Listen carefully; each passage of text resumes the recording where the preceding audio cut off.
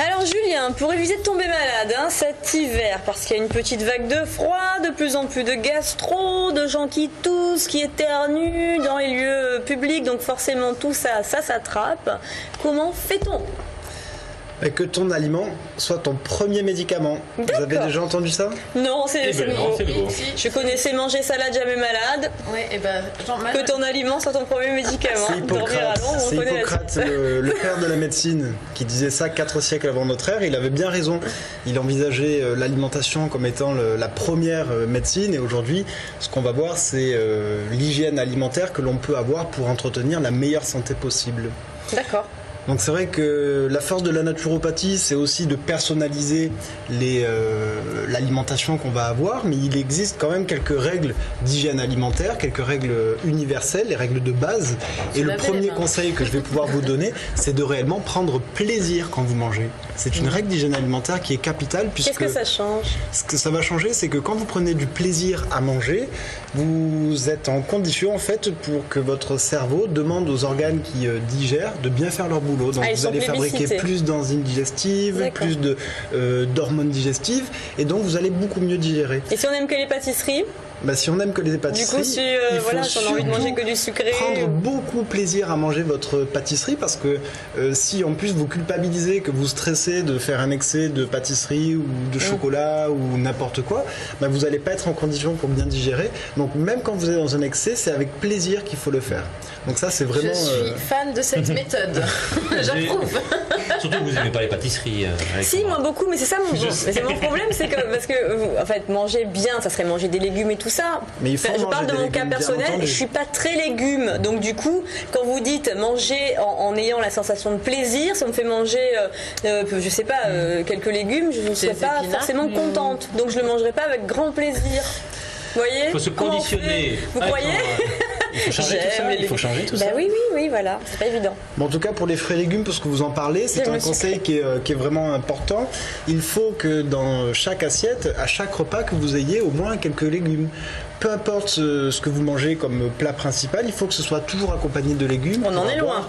Des fibres, pour avoir des vitamines, des minéraux. Donc même si vous mangez des pâtes, vous faites des pâtes aux légumes. Ah oui. Si vous mangez des pommes de terre, vous y mettez quelques légumes. Si vous mangez une viande, si vous mangez un poisson. Les pommes de terre ? Qui fait ça autour de ce plateau ? Est-ce que vous accompagnez tout de légumes aujourd'hui ? Mentez pas, ça joue la gentillesse. Tout de légumes, non. Ah oui, un légume et même céréales. Tout le temps ? Oui. Qu'est-ce qu'il est ça le soir, Julien ? 5 fruits et légumes par jour. On n'y arrive pas.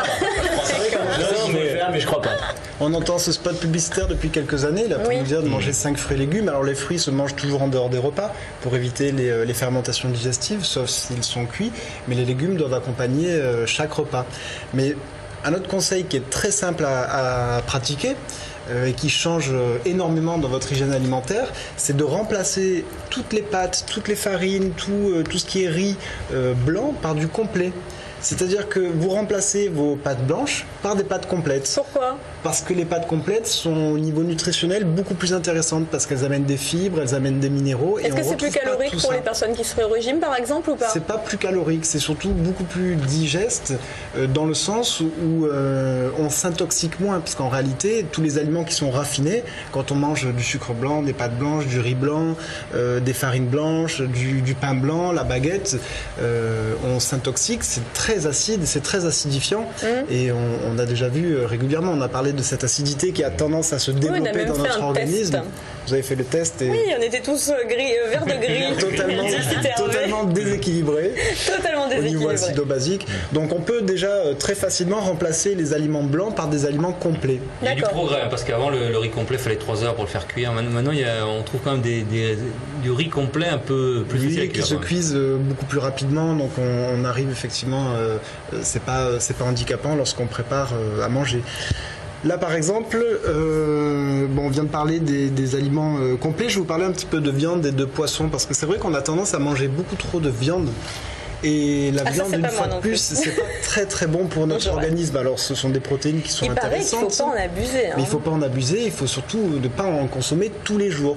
Ce que vous pouvez faire, c'est consommer du poisson beaucoup plus régulièrement, parce que le poisson, sauf si on a un régime végétarien bien entendu, mais puisqu'on parle de viande, le poisson va amener des oméga 3, surtout quand ce sont des poissons gras, ces fameux EPA DHA qui fluidifient le sang, qui ont une action sur le cholestérol, qui luttent contre les allergies, qui nourrissent le système nerveux. Donc il vaut mieux manger au moins 3 fois par semaine du poisson, des poissons gras comme anchois, sardines, effectivement les maquereaux, le saumon, les harengs, la morue, qui sont des poissons qui amènent beaucoup d'oméga 3 et au moins ça permet aussi de diminuer la quantité de viande que vous allez pouvoir consommer. D'accord.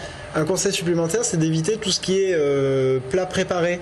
On va se remettre à la cuisine. Ah oui, c'est très salé, c'est ça. Très sucré ou C'est très salé, c'est très sucré, c'est plein de conservateurs. La plupart du temps, il y a des produits chimiques, toxiques.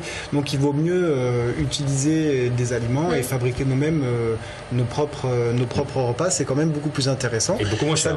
C'est beaucoup moins cher. Ouais. Ça demande une gestion du temps parce que du coup, on passe plus de temps en cuisine. Mais c'est vrai que c'est beaucoup plus économique. Ça nous permet du coup d'avoir des aliments bio, par exemple. Faites des économies d'un côté. C'est du temps où on déstresse, où on pense pas à autre chose aussi. Exactement. Et quand vous cuisinez, vous vous préparez à la digestion. Parce que le fait de cuisiner, vous vous mettez en condition déjà. C'est pas vrai. Pour mieux digérer, Mais alors c'est pour ça que quand je cuisine longtemps, après je n'ai plus faim du tout. probablement. Ou alors, Vous avez déjà digéré sans même manger, c'est magique. Cuisine longtemps, après j'ai plus faim, j'ai plus envie de manger. C'est le secret du régime. Cuisiner pendant des heures, toute la journée, vous ne mangerez même pas. Des gros plats en sauce. Encore un petit conseil très simple, c'est au niveau de la répartition des repas dans la journée. Alors, Est-ce que... 5 repas. 5 repas, enfin c'est plutôt 3 repas. 3 repas et un éventuellement goûter. des collations dans la matinée, dans l'après-midi avec des fruits. Mais au niveau de la répartition des repas, en réalité, est-ce que vous avez déjà entendu, il faut manger comme un roi, oui, le matin, on mange petit beaucoup. déjeuner comme un roi, déjeuner comme un prince et dîner comme un pauvre. Oui. Parce que la répartition des repas sur la journée doit être du repas le plus important au repas le plus léger. Et c'est pour ça qu'on fait tout l'inverse d'ailleurs. On fait exactement le même. C'est bien dommage parce que Le si on veut soir, faire on un a excès, faim, on mange bien, on est tranquille, posé et tout. Le matin, on n'a mais pas le soir, forcément on n'a d'appétit. pas beaucoup d'enzymes digestives. Donc si Et on vous faites un stocke en repas plus. trop lourd, vous allez stocker. Si le matin vous mangez, vous faites beaucoup d'excès, c'est pas grave parce que vous avez toutes les enzymes On va pour digérer brûler. tout ce que vous allez manger et ça va se transformer en énergie. Il faut boulot, vraiment hein. changer nos habitudes alimentaires. Hein. Merci Julien pour ces conseils, on va essayer de s'y tenir. En tout cas, oui, c'est bien de nous rappeler Ce sont des choses les simples, règles. ça. C'est très simple à pratiquer ce que je vous ai C'est dit. simple, mais bon, faut trouver les réflexes, hein. C'est pas gagné.